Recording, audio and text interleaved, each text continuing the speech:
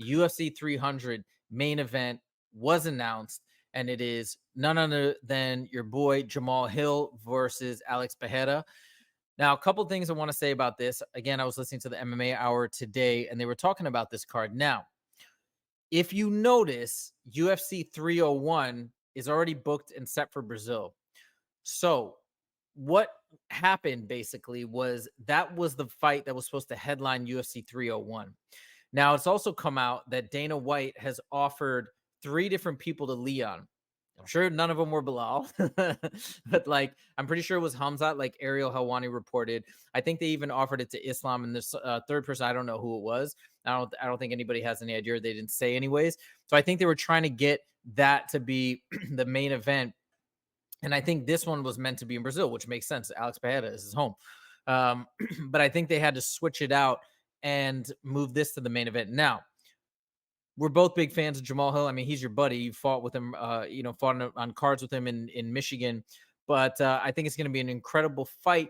But what are your thoughts? I mean, in terms of, and not to throw shade at the card by any means, it's unbelievable. It's going to be an unbelievable kickboxing and MMA fight. And I think Jamal's even said that he wants to stay standing and show his kickboxing.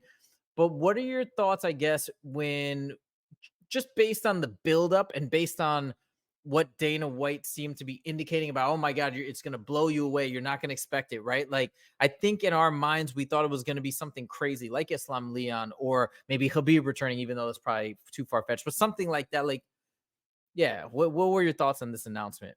I honestly think I have the same thoughts as everyone else, man. We're talking about Jamal Hill. We're talking about Grand Rapids, local, Michigan native. We grew up on the regional scene together. We fought on a bunch of cards together, as amateurs, as pros. I couldn't be more happy. It couldn't happen to a better guy. But from an Yes. unbiased stand, because obviously I'm very biased towards Jamal, and I Mhm. wish nothing but the best for him, and I'm really happy he has this opportunity.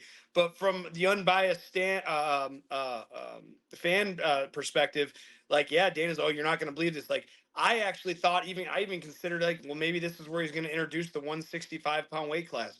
I really Right. thought it was just going to be something way out there that nobody would expect. And I Curveball. obviously expected this matchup, and you did, and everybody else did, that eventually was going to happen. Jamal is going to come back. He had an issue.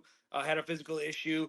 He's recovered. He obviously was going to come back. I didn't think it was going to be for the main event for UFC 300. Like I said, I thought it was going to be maybe like a Islam and Leon, or introduce the Yeah. 165-pound division, something crazy that would really blow our socks off. But I think I'm not disappointed in the fight. I'm just disappointed in the buildup of, oh my God, this is going to be mind blowing. It's going to be mind Right. blowing. Like, this isn't mind blowing. We expected this fight to happen this Yes. It's a fight that year. should have happened. Yeah, Yeah. it's a fight that everyone expected eventually was going to happen, Yeah. and to drop it on us like 300. I think the unexpected thing is people didn't expect this fight, and Yeah. that's why it was so unexpected. I guess, if that makes sense.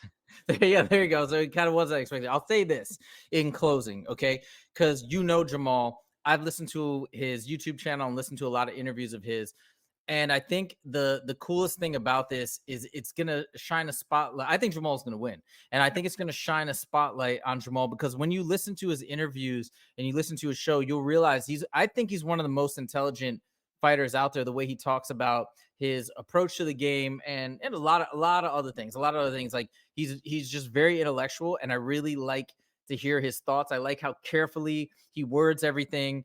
He's kind of challenged Ariel, which I think a lot of fighters are afraid to do because Ariel's got a big platform. He's got a lot of power. And if you kind of get on his bad side, he can kind of throw shade at you constantly in his show. And he's one of the most, but he did it because he is a straight shooter and he felt like he was wrong. I give him a lot. I have a lot of respect for Jamal Hill for doing that. But anyways, I think this is going to give the fans a tremendous opportunity to get to know him and also see what a phenomenal fighter he is. So I do think it's going to be great. Like I said, it is the fight that was supposed to happen. And I think that's why people are feeling like, wait, you were saying it was a total curveball. It's going to blow us away. I mean, this is amazing, but we knew this was going to happen. So I think we can end it there.